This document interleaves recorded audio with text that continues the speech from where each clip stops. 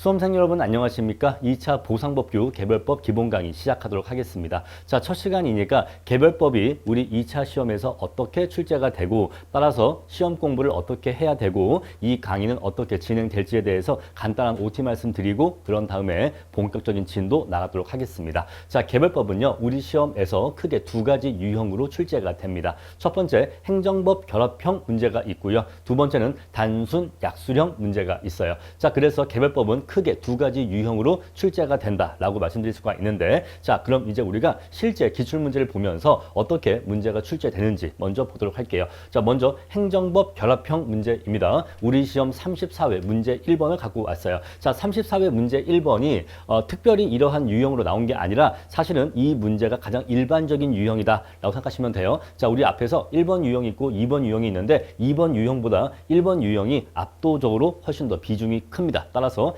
개별법은 대부분 행정법과 결합하여서 출제가 된다. 1번 유형이 주된 유형이고 그 다음에 맨 끝에 한 4번 문제 거기에서 10점 정도 약술 문제로 단순 약술형 문제가 나온다라고 보시면 돼요. 자, 따라서 대부분은 1번으로 나온다라는 것이죠. 자, A 대도시의 시장은 국계법에 따른 도시관리 계획으로 관할 구역 내 땡땡동 일대에 자, 이런 것들을 설치하는 도시계획 시설사업 결정을 한 후에 지방공기업에게 사업 시행자로 지정을 하여서 실시계획 인가를 하고 이를 고시하였다라는 것이죠. 자, 이에 따라 공익사업을 위한 토지보상법에 의해서 사업 인정 및 그 고시가 이루어졌고 한편 X공사는 사업 대상 구역 내에 위치한 2만 제곱미터 토지를 소유한 갑과 토지 수용을 위한 협의를 진행하였으나 협의가 형되지 아니하여 관할 지방토지수용위원회에 토지 수용 재결을 신청하였다라는 것입니다. 자, 보시면 아시겠지만 지금 여기까지 나온 내용들이 전부 다 뭐와 관련된 내용이죠? 바로 토지보상법과 관련된 내용입니다.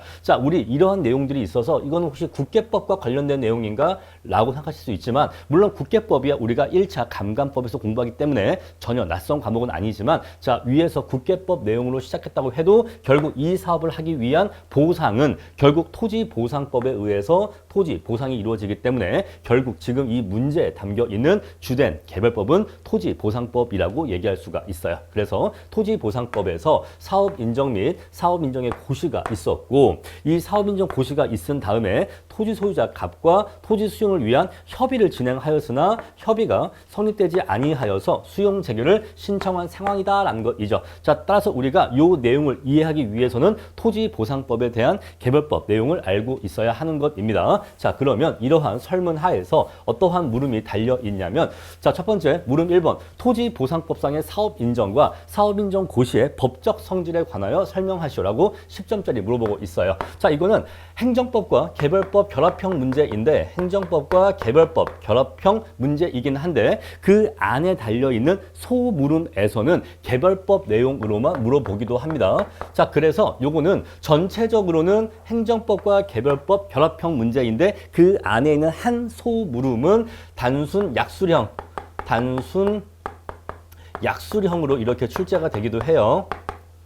자, 그래서 요 1번은 행정법 지식은 거의 필요하지 않고 개별법, 토지보상법에 대한 개별법 내용으로만 답을 하실 수 있는 문제입니다. 자, 그렇게 해서 개별법 공부하셔야 되는 것이고 자, 물음 2번 갑은 수용 자체가 위법이라고 주장하면서 관할토지수용위원회 수용 재결과 중앙토지수용위원회 이의 제기를 거친 후 취소 소송을 제기하였다라는 것이죠. 자, 취소 소송의 대상 적격과 피고 적격에 관하여 설명하시오. 자, 우리가 이미 행정법 기본 강의를 수강하고 온 뒤이기 때문에 우리는 대상 적격과 피고 적격이 무엇인지 알고 있습니다. 자, 그래서 물음 2번은 행정법 논점이라는 것을 아실 수가 있을 거예요. 다음에 물음 3번입니다. 갑은 자신의 토지에 대한 보상금이 적으며 일부 지작물이 손실보상 대상에서 제외되었다는 이유로 관할토지수용위원회의 수용 재결에 불복하여서 중앙토지수용위원회 이의 신청을 거쳤으나 기각 재결 받았다라는 것이죠. 자, 일단 여기까지 왔고요. 갑이 이에 대하여 불복하는 경우 여기에 적합한 소송 형태를 쓰고 이에 관하여 설명하시오라고 묻고 있는데 물음 3번은 행정법 지식도 필요하고 그리고 개별법 지식도 필요한 것입니다. 자, 요거는 보상금 증감 청구 소송, 보증소라고 하는데 보증소에 대한 물음이에요. 근데 이 보증소는 행정법과 개별법이 결합된 논점이다. 자, 이렇게 해서 우리 시험 문제는 행정법과 개별법이 결합되어서 출제가 되는데 그 안에서 세부적으로는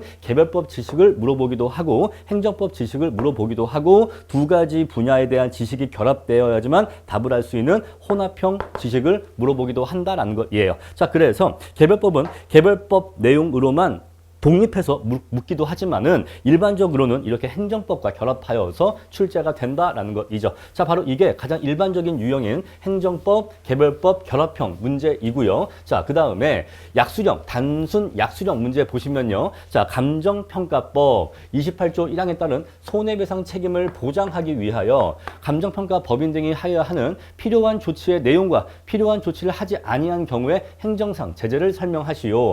여러분들이 아직 우리가 이 내용에 대해서 공부를 하지 않았다 하더라도 지금 이걸 딱 보는 순간 아, 이거는 논리적으로 어려운 문제다, 아니면 이거는 그냥 암기로 해결할 수 있는 문제다. 어떤 생각 드시죠? 자, 첫 번째, 요 문제를 풀기 위해서는 논리, 법학적인 논리에 대한 이해가 중요하다. 또는 두 번째, 아, 요거는 논리보다는 그냥 암기하면 풀 수 있는 문제인 것 같다. 자, 1번과 2번 어떤 생각 드십니까? 정답은요, 2번이에요. 자, 단순 암기로 해결할 수 있는 겁니다. 자, 이거는요, 필요한 조치가 뭐냐, 그죠? 필요한 조치가 뭐냐라고 묻고 있고, 그리고 그 필요한 조치를 하지 않았을 때 어떠한 제재가 행해지느냐라는 것이잖아요. 요건 그래서 개별법에 대한 단순 암기로 해결할 수가 있는 겁니다. 자, 이런 식으로 단순 약수형 문제는요, 논리보다는 암기의 비중이 절대적으로 높아요. 자, 마치 1차 감감법을 2차 주관식 시험으로 보는 거다라고 생각을 하시면 되겠습니다. 자, 아래 문제 보시면요. 감정평가법 제21조에 따른 사무소 개설 등에 관하여 설명하시오 라고 묻고 있잖아요. 그럼 요거는요, 제21조의 법 규정 내용을 얼마나 잘 암기하고 있느냐라고 물어보는 것이지,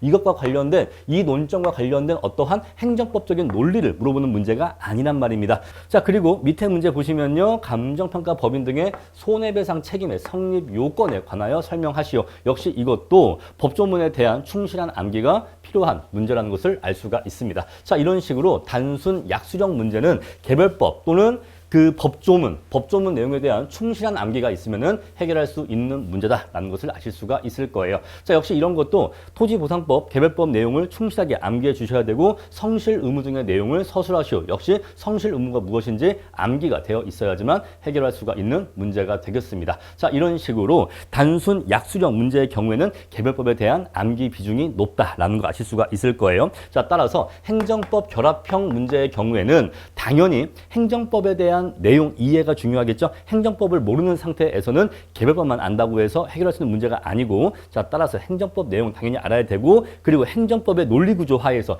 행정법의 논리구조 하에서 이 사이사이에 뭐가 채워지는 거죠? 바로 개별법적인 지식이 채워지는 겁니다. 이 안에 개별법적인 지식이 이렇게 채워지는 거예요. 이렇게 이해하시면 됩니다. 행정법 플러스 개별법 결합형 문제의 경우에는 행정법의 논리 구조 하에서 개별법적인 지식이 들어가는 거다. 이렇게 이해하시면 되고, 자, 단순 약수령 문제의 경우에는 그냥 개별법 지식이 독립적으로 암기해서 적어주는 거다. 이렇게 문제 구조를 이해하시면 되겠어요. 따라서 답안의 구조도 이러한 구조로 적혀지게 됩니다. 자, 그러면 이제 우리가 이러한 개별법을 어떤 문제가 나오는지 봤으니까 어떻게 공부를 해야 되는지 공부 방법에 대해서 알아보도록 할 거예요. 자, 공부 방법이라고 하는 것은 제가 늘 말씀드릴 때마다 먼저 이 말씀을 드립니다. 백인 백색. 자, 100사람이 있으면 100가지의 공부 방법이 있어요. 그 정도로 공부 방법이라고 하는 것은 개인차가 있습니다. 자, 그래서 어떤 공부 방법이 유일한 진리다, 정답이다 라고 말씀드릴 수는 없습니다. 자, 그런데 저도 수험생으로서 공부를 했었고 또 강사로서도 강의를 해왔기 때문에 제가 봤었을 때는 여러분들이 이렇게 공부하시는 게 가장 효율적이지 않을까라고 생각을 해서 제가 생각하는 공부 방법에 대해서 정리해서 간단히 말씀드리겠습니다. 자, 뭔가 특별한 대단한 내용이 있는 것은 아니고 제가 생각하는 여러분들의 시간을 최대한 세이브하고 노력을 최대한 세이브하고 같은 시간 공부한다면 더 많은 성과를 낼 수 있는 그러한 공부 방법을 정리해 왔습니다. 자, 첫 번째, 이해보다는 암기의 비중이 높습니다. 방금 우리가 행정법 결합형 문제하고 단순 약수령 문제 보았지만은 우리가 앞에서 행정법 기본 강의 공부하고 오셨을 거예요. 자, 우리 행정법 기본 강의 공부하고 지금 이제 여러분들이 다음번 강의로 개별법 기본 강의를 이제 공부를 시작하시는 건데, 자, 우리가 행정법 공부할 때와 개별법 공부할 때 공부의 포인트가 다릅니다. 행정법은요, 행정법 안에 들어있는 논리에 대한 이해가 중요해요. 논리. 여기는 논리에 대한 이해가 중요합니다.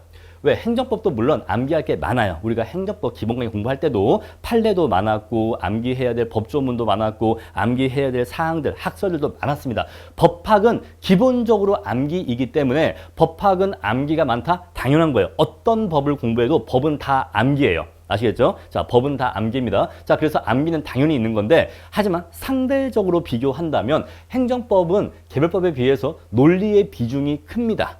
우리가 예를 들어서 지속력이 있고 기판력, 우리 이런 거 공부했잖아요. 지속력, 기판력 이런 거 공부했는데, 또는요 취소소송에서의 위법성 개념과 국가배상 청구소송에서의 위법성 개념이 같냐 다르냐 이런 것들 얘기할 때 논리적으로 설명을 했던 겁니다. 얘를 이렇게 본다면은 이렇게 될 것이고 이렇게 본다면은 이럴 것이다. 이런 식으로 논리를 이해해야지만 학습을 할 수가 있었던 그런 주제가 많았습니다. 그런데 개별법은요 단순 암기가 많아요. 암기의 비중이 압도적으로 높습니다. 여러분들이 마치 이거를 이렇게 한번 이해해 보세요. 우리가 1차 객관식 시험에서 민법이라는 과목을 공부하셨을 거고요. 역시 1차에서 감감법이라는 과목을 공부하셨을 겁니다. 자, 여러분 그랬을 때 민법도 법과목이고 감감법도 법과목이에요. 그죠? 똑같이 객관식 시험이었습니다. 자, 그랬을 때 여러분들 똑같은 법과목이긴 하지만은 세부적으로 따져보면 공부하실 때 감감법보다는 민법이 더 논리 구조가 있었죠. 그죠? 예를 들어서 뭐 제3자의 선의가 필요하냐, 뭐 마냐, 제3자에 대항할 수 있냐, 없냐, 이런 걸 따질 때 그냥 무작정 그렇다 하고 외운 게 아니라 이러이러하니까 요건 된다, 안 된다. 이런 식으로 민법엔 그래도 어느 정도 논리 구조가 있었어요. 그죠? 논리 구조가 있었고, 물론 암기할 것도 많긴 많았지만은 논리를 이해하는 게 필요했습니다. 그래야지만 케이스형 문제를 해결할 수가 있었어. 자, 문제에서 뭐 갑이 을한테 비진이 의사표시를 했는데, 그런 다음에 을이 이걸 또 정한테 팔았고, 그랬을 때 정이 뭐 소유권을 취득할 수 있냐 없냐, 그런 케이스형 문제를 풀 때는 논리를 이해해 줬다면 풀 수가 없었던 것입니다. 자, 그런데 감감법은요 똑같은 법 과목이긴 한데 암기의 비중이 어떻죠? 압도적이죠. 우리가 감감법 공부할 때 뭐 제2종 일반주거 지역의 건폐율이 몇 %래 라고 하면은 왜 몇 %인지 일반 상업지역과 이게 어떠한 뭐 관계가 있는지 우리 그런 거 따졌습니까? 아니요, 안 따졌어요. 그냥 몇 %래? 그래 몇 %인가 봐 해서 막 초짜 따고 뭐 어떻게 해서 막 별의별 막 초짜 따고 암기법 해서 막 외우지 않았습니까? 그런 거예요. 감감법 공부할 때 왜 그렇지? 라는 생각보다는 그렇대 라는 생각으로 열심히 암기하셨잖아요. 그런 느낌 그대로 갖고 오시면 되는 겁니다. 자, 우리 2차에서는요 민법과 감감법의 관계가 2차에서는 행정법과 개별법의 관계라고 이해하시면 돼요. 어차피 둘 다 암기할 건 많아요. 다른 과목에 비해서 외워야 할 건 많은데, 하지만 이 둘만 놓고 비교한다면 개별법보다는 행정법이 더 논리에 대한 이해가 필요하고 행정법보다는 개별법이 더 암기의 비중이 높다라는 것이에요. 근데 우리가 감감법 암기할 때 왜 그렇지? 왜 그래야 하는 거지? 에 대한 생각을 많이 했나요? 아니면 거의 하지 않았나요? 거의 하지 않았죠? 그냥 그렇대. 14일 이내에 해야 되는데 왜 14일이지? 라고 하셨나요? 아니에요. 그냥 14일이래. 30일 이내래. 왜 30일이지? 아니잖아요. 그냥 30일이래. 3분의 2래. 그래 3분의 2구나. 이게 왜였지? 왜 3분의 2지? 이렇게 하진 않았다 이 얘기예요. 왜? 단순 암기의 성격에서는 왜 그런지가 중요하지 않아. 내가 이거를 외울 수 있냐 없냐가 중요한 거지 왜 그런지는 별로 중요하지 않은 겁니다. 자, 따라서 여러분들이 행정법을 공부하실 때는 이게 왜 그런 거지? 또는 이게 그러면 이런 경우엔 어떻게 되는 거지? 라는 생각을 하시면서 공부하시는 것이 효과적입니다. 그것은 필요한 거예요. 그런데 개별법 공부하실 때는요. 왜 그런 거지에 대한 생각을 좀 많이 억누르셔야 돼. 아시겠죠? 이걸 많이 억누르시고 그렇대.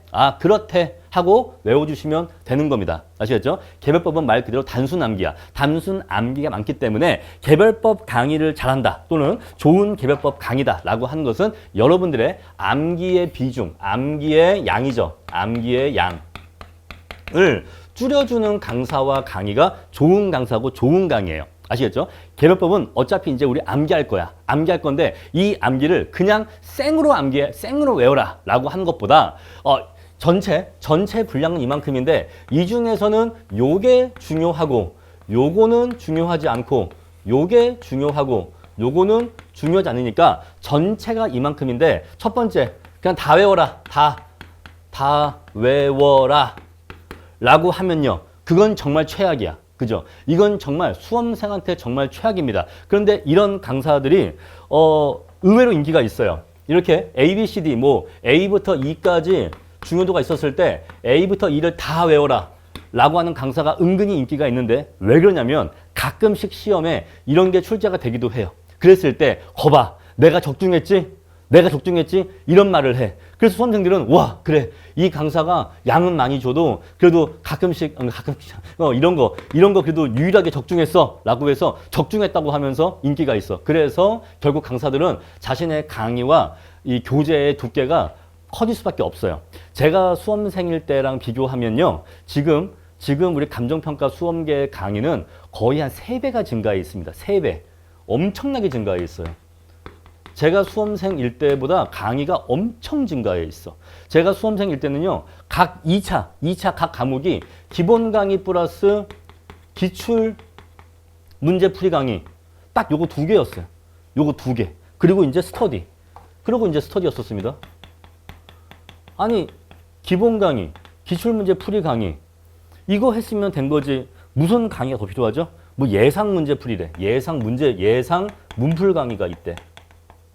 아니 이 문풀은 스터디에서 하는 거 아닌가요?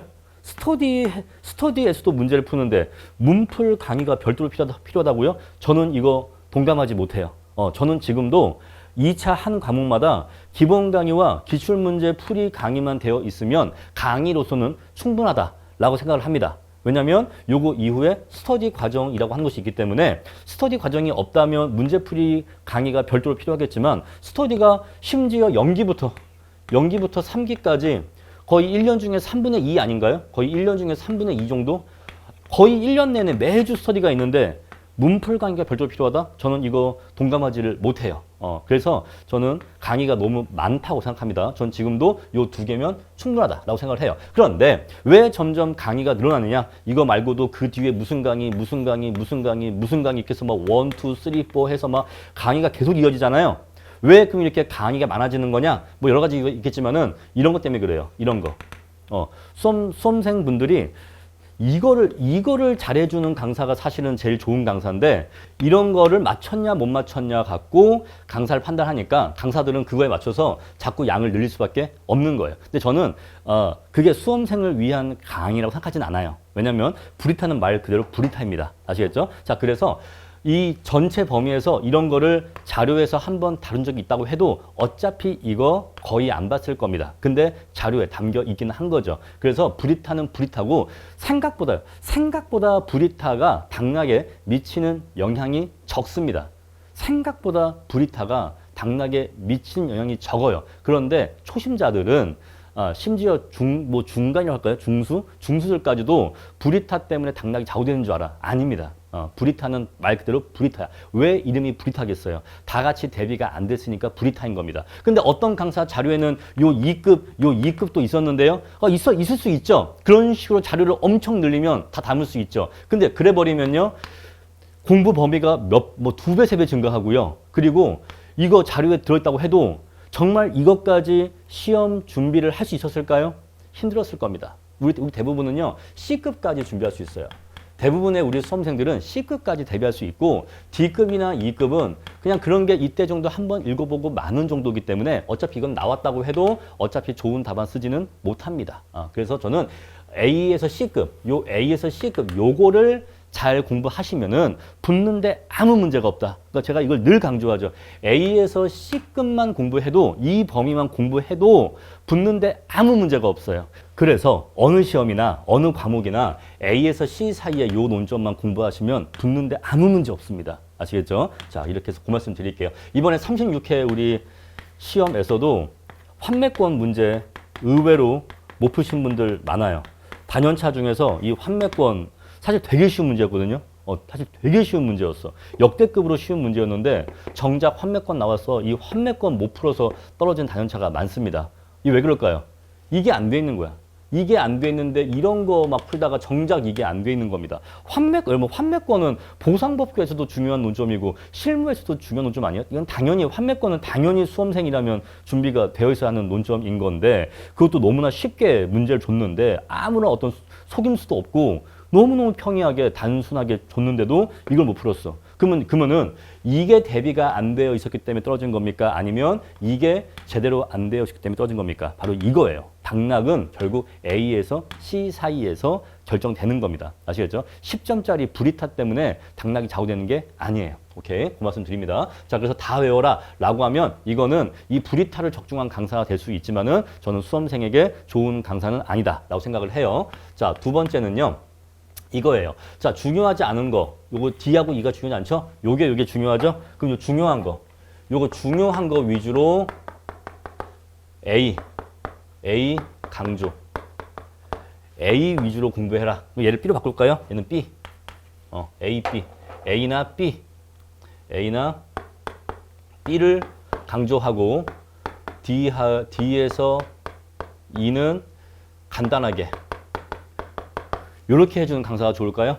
당연히 2번 강사가 더 좋은 강사인 거예요. 여러분도 공부를 이렇게 하셔야 되는 겁니다. 중요한 논점 위주로 공부하셔야 돼. 아시겠죠? 중요한 논점 위주로 공부하셔야 되고 만약에 논점의 등급을 A에서 E까지 5가지 등급으로 구분한다면 A에서 C까지는 공부를 충실히 해주셔야 돼. A에서 C까지는. 근데 D, E는 이런 게 있구나 정도 가볍게 읽어봐 주시고 넘어가시면 되는 겁니다. 아시겠죠? 자, 이렇게 해야 전체 범위 내에서 공부 시간을 최대한 줄일 수가 있는 거예요. 또는 같은 시간 공부해도 더 많은 성과를 얻을 수가 있는 겁니다. 자, 이렇게 해서 어차피 개별법은 암기예요. 암기인데 제가 앞으로 강의를 해 나가면서 여러분들의 암기 부담을 줄여드리는데 이 강의의 목적이 있는 겁니다. 여러분들 혼자 보셔도 이해하실 수가 있고 혼자 보셔도 암기하실 수가 있어요. 그런데 이 강의가 왜 존재하는 거냐? 여러분들의 암기 시간을 줄여드리기 위해서 존재하는 겁니다. 여러분이 만약에 혼자 공부하셨을 때 100시간 걸린다. 근데 이 강의를 수강하는데 만약에 30시간 걸리는데 이거 강의 수강하고 공부하면 50시간이면은 암기할 수 있다라고 한다면은 자, 강의 안 듣고 혼자 암기하면은 100시간인데 강의 듣고 암기하면 80시간이잖아요. 20시간 줄잖아요. 그죠? 그러니까 이렇게만 비교해도 강의를 수강해서 여러분들의 암기 시간을 줄여드리고자 하는 것이 이 강의의 목적이다라는 것입니다. 자, 그래서 결국에 개별법 공부는 암기 싸움이고 이 암기를 누가 더 짧은 시간 내에 더 많이 외우느냐 이 싸움입니다. 자, 그래서 여러분들은 앞으로 개별법 공부하실 때 목차와 키워드 위주로 암기를 해 주셔야 돼요. 자, 우리가 목차가 있고 뭐 1번 의 한 다음에 이렇게 내용이 있고 다음에 2번 법적 성질 이라 한 다음에 또 이렇게 내용이 있고 이게 목차가 있고 또 내용이 있을 거 아니겠어요? 그랬을 때 이 문단 전체를 암기하시면요 엄청나게 힘듭니다.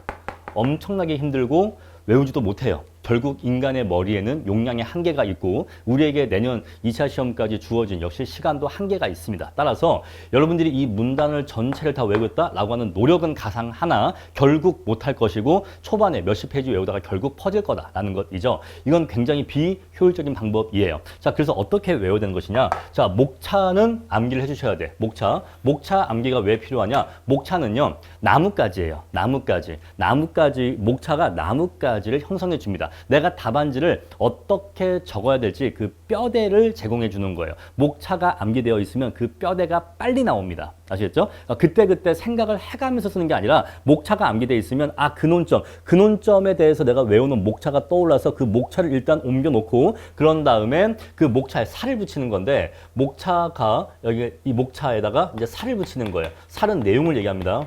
그랬을 때 이 내용을 내가 이 텍스트 덩어리를 외울 수가 없잖아요. 그럼 어떻게 외운다? 키워드를 외우는 거예요. 키워드를 외우면 그 키워드만 외우고 있으면 그 키워드와 관련된 연관되는 지식은 떠올라요. 정확한 표현은 아닐지라도 거의 근접한 표현으로 떠오릅니다. 왜? 책을 여러 번 읽어봤기 때문에. 그래서 여러분들이 목차와 키워드만 주어져 있으면 답안을 쓸 수가 있어요. 물론 공부를 맨 처음 시작할 단계에서는 키워드만 안다고 해서 목차와 키워드만 안다고 해서 어떻게 답안을 쓸 수 있겠는가가 잘 와닿지 않으실 거예요. 왜? 아직 답안지 작성 능력이 안 되니까. 아직 공부가 충분하지 않으니까. 그런데 시험 볼 때쯤에 임박해서는 이미 교과서를 수회독 반복했기 때문에 그때는요 목차와 키워드만 주어지면 이거는 뭐 그냥 쓰기만 하면 되네 라는 생각이 드실 거예요. 그만큼 목차와 키워드가 중요한 겁니다. 그래서 좋은 답안과 안 좋은 답안 10점 짜리 있잖아요. 60점대 답안이냐, 50점대 답안이냐, 40점대 답안이냐라고 하는 것은 이 목차와 키워드에서 결정이 돼요. 어떤 목차를 잡았고 그 목차 안에 어떤 키워드를 넣을 것이냐, 거기에서 이미 결정이 됩니다. 자, 저는 이걸 목키라고 하는데 이론이나 법규 모두 목키가 중요한 거예요. 목키. 자, 그래서 목키를 외워 주셔야 합니다. 자, 그래서 제 개별법 교재에 목차와 키워드를 정리한 것을 서브로 만들어서 서브를 제공해 드릴 거예요. 이 서브는요, 저의 개별법 교재에서 목키를 딴 겁니다. 목키를 따서 정리한 거예요. 요약 정리한 겁니다. 자, 그리고 일반적인 내용의 경우에는 목키를 제공하는데 판례의 경우에는 판례가 굉장히 텍스트 분량이 많잖아요. 그 판례를 제가 실제 답안에 쓸 분량으로, 판례는 실제 답안 분량으로 압축을 해놨어요. 이거는 제가 압축을 해놓은 겁니다. 물론 판례 자체가 워낙 짧은 경우에는 그냥 그대로 옮겨놓으면 되겠지만은 판례가 굉장히 분량이 많아서 이걸 그대로 외우거나 이걸 답안지에 옮기기가 어렵다 하는 그러한 분량이 많은 판례의 경우에는 그 표현에서 중요한 표현만 추려서 표현을 압축해서 요약해 놨다는 것입니다.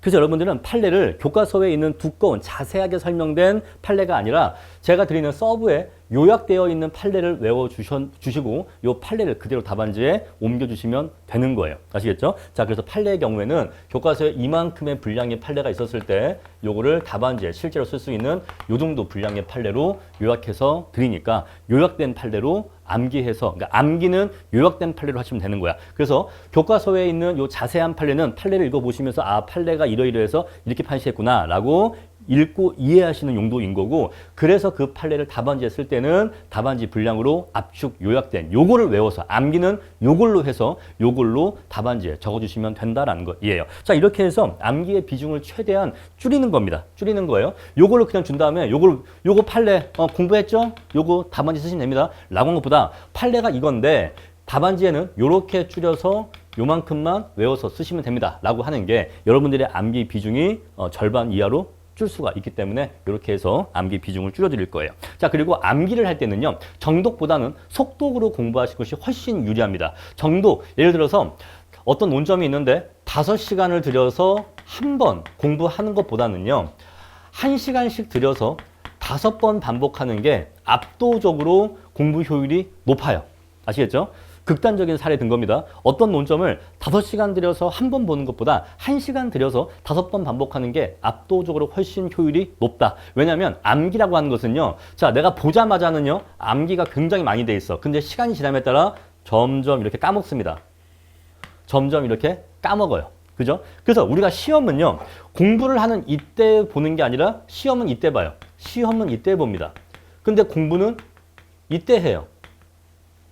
그래서 공부는 이때 했지만 시간이 지나서 점점 까먹어 버리면은 정작 시험 볼 때는 암기가 대부분 날아가 있는 상태죠. 자, 이걸 방지하기 위해서 시험에 임박하면 임박할수록 계속해서 회독을 반복해야 되는 겁니다. 교과서 처음부터 끝까지 계속해서 전체적으로 빠르게 훑어보는 회독을 반복하셔야 돼. 그렇게 해서 시험 전날 하루 만에 전 과목을 1회독 할 수 있냐 없냐, 그 정도로 회독을 많이 했냐 안 했냐에 의해서 시험 전날 1회독을 할 수 있냐 없냐에 따라서 시험 점수가 크게 좌우됩니다. 이론과 법규의 경우는 그게 절대적이야. 실무의 경우에는 그렇지 않지만, 실무의 경우에는 그 전날 어떻게 했다 안 했다에 의해서 점수가 거의 차이가 나지 않지만, 이론과 법규의 경우에는 그 전날 내가 그동안 공부했던 자료를 1회독을 할 수 있냐. 근데 이론과 법규를 같이 해야 되니까 각각 반나절이겠죠. 이론 반나절, 법규 반나절, 또는요, 이틀 동안 전날과 그 전날 있겠죠. 그래서 하루는 뭐 이론, 그리고 시험 직전 날은 법규, 이런 식으로 하루에 1회독 또는 절반의 1회독 이런 식으로 할 수 있냐 없냐가 굉장히 점수에 크게 영향을 미쳐요. 그래서 처음에 처음에 속독으로 봤다 하더라도 중간중간에 계속 여러 번 반복해 줌으로써 암기의 수준을 이렇게 유지해서 이 상태로 시험을 보는 것이 훨씬 낫다, 이 얘기예요. 아시겠죠? 까먹을만 하면 또 보고 까먹을만 하면 또 보고 이런 식으로 해서 여러 번 계속 반복을 해서 암기를 살려주면요. 이게 점차 구근살이 배기는 것처럼 장기 기억으로 넘어갑니다. 마치 저는 사실 이거를 이렇게 비유하고 싶어요. 무에타이 선수들이 이 무릎뼈를 강화하기 위해서 나무라든가 이 딱딱한 걸 계속 찹니다. 그러면은 무릎뼈가 살짝 금이 가요. 살짝 금이 가는데 이 뼈라고 하는 거는요. 살짝 금이 가면 다시 뼈가 생겨서 그 금이 간 곳을 뼈가 채우는데 그러면서 뼈가 점점 더 두꺼워진다고 합니다. 그래서 일부러 계속 딱딱한 걸 차서 금이 가게 하고 그러면 뼈가 또 그 금을 채우고 금이 채워지면 또 차서 또 금이 가게 하고 해서 계속해서 금이 가게 하고 다시 뼈가 채워지게 해서 그 무릎뼈를, 이 종아리뼈를 강화한다고 해요. 저는 이 속독이 그런 것과 유사하지 않나 라고 생각합니다. 암기를 하실 때는 한 번 내가 빡 공부했다 한다면 공부가 끝나는 게 아니라 계속해서 빠르게 훑어보면서 반복을 해주셔야 돼. 이게 훨씬 더 암기에 유리합니다. 자, 감각법 공부해 보셨으면은 이게 훨씬 유리하다라는 거 아실 수 있을 거예요. 자, 그리고 개별법은요, 법조문이 굉장히 밀접하게 연결되어 있어요. 물론 행정법도 법조문이 나오긴 하지만은 그것보다 개별법은 법조문의 내용이 훨씬 중요합니다. 법조문만 외우고 있어도 개별법 공부의 70%는 끝났다라고 말씀드릴 수가 있어요. 그 정도로 개별법은 법조문이 굉장히 중요합니다. 그래서 항상 법전을 옆에 두고 항상 같이 봐야 돼요. 개별법 공부하실 때는 법전을 항상 같이 두고 항상 같이 봐야 됩니다. 개별법이 왼쪽에 있으면 오른쪽에 법전을 놔두고 항상 이 두 교재가 책상에 같이 올라와 있어야 돼. 그래서 개별법에서 뭔 얘기 나오면 몇 조, 그러면은 법조문에서 그 몇 조를 찾아서 법조문을 통해서 그 조문을 확인하는 버릇을 가지셔야 됩니다. 그래서 개별법은 법전을 자주 보는 사람이 잘할 수밖에 없어요. 아시겠죠? 책만 읽고 책에서 무슨 법 몇 조 나왔는데 이거 그런 내용이겠지 하고 넘어간 사람이 있고, 두 번째 나왔을 때 이 법조문 한번 확인해 봐야겠다라고 해서 법전을 펴서 그 조문의 내용을 그때그때 확인하면서 공부한 사람이 있었을 때 후자가 훨씬 더 성과가 좋을 수밖에 없어요. 자, 개별법은 법조문을 자주 보는 사람, 항상 법전을 끼고 다니는 사람이 잘할 수밖에 없다. 제가 예전에 고3 때 담임 선생님이 영어 선생님이셨습니다. 근데 그분이 이제 나중에 졸업하고서 이제 말씀해 주시는 건데, 졸업하고 이제 졸업생들 모임이 있어서 그때 말씀해 주셨는데, 이제 대학생 때 술 마시다가 이제 돈이 없으면 시계를 맡긴다거나 책을 맡긴다거나 그렇게 해서 이제 다음에 돈을 갖고 와서 술값을 내고 그 물건을 찾아가는 문화가 아주 옛날에는 있었나 봐요. 저도 그런 문화가 없었는데 저보다 더 나이가 많으신 옛날에는 그런 문화가 대학가에 있었나 봅니다. 그런데 그분이 하신 말씀이 영어 사전만큼은 절대로 맡기지 않았대요. 저는 그게 자랑인지 아닌지 모르겠어. 술 마시다가 시계 맡기고 그런 얘기가 그랬을 때 나는 술값이 나와도 영어 사전만큼은 절대 맡기지 않았어라고 얘기하는 게 과연 이게 자랑인가 좀 애매하긴 한데, 어쨌거나 이제 그분의 말씀은 그만큼 영문학과 학생한테는 영어 사전이 너무나 소중하고 중요하다, 그 말씀하신 것 같아요. 근데 마찬가지로 그 정도로 감정평가 2차 시험 공부하시고 이 보상법규 공부하실 때에는 법전을 가까이 하셔야 돼. 실무 공부하실 때보다 훨씬 더 법전을 가까이 하셔야 됩니다. 자, 그래서 개별법은 법전을 꼭 옆에 놔두고 같이 보셔라. 자, 그래서 이번에 이제 스파에서 무료 PDF 법전을 제공합니다. 지금까지는 이제 시중 각 학원들에서 종이책으로 법전이 제공되었을 거예요. 그런데 이 종이 법전의 문제가 뭐냐? 실시간 업데이트가 안 되죠. 종이책이 보통 1년에 한 번씩 인쇄하는 걸로 알고 있는데 그 1년 사이에 리뉴얼된, 개정된 부분에 대해서는 반영이 안 된다는 거예요. 그래서 실시간으로 반영할 수 있도록 PDF로, 무료 PDF로 법전을 제공합니다. 그래서 요거를